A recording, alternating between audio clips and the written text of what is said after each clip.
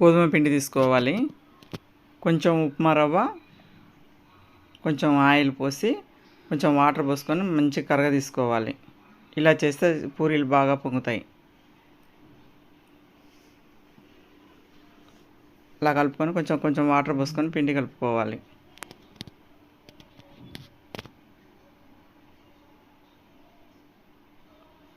అర్ధగంట సేపు నానబెట్టాలి.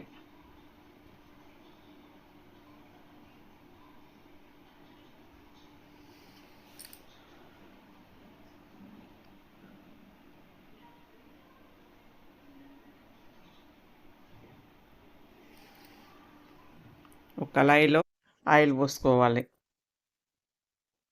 ఆవాలు జీలకర్ర వేసుకోవాలి. ఆ తర్వాత ఉల్లిగడ్డలు, క్యారెట్ అవన్నీ వేసుకొని కాసేపు ఫ్రై చేయాలి.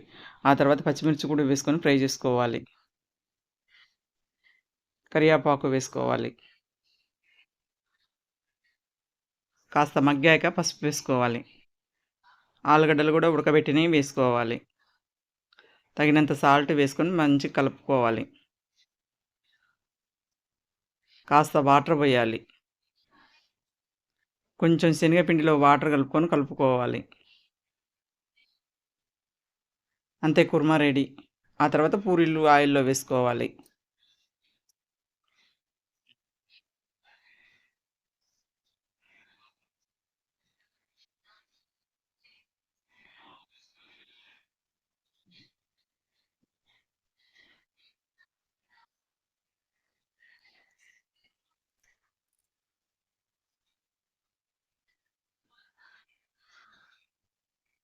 అంతే, పూరీలు రెడీ అయిపోయినాయి.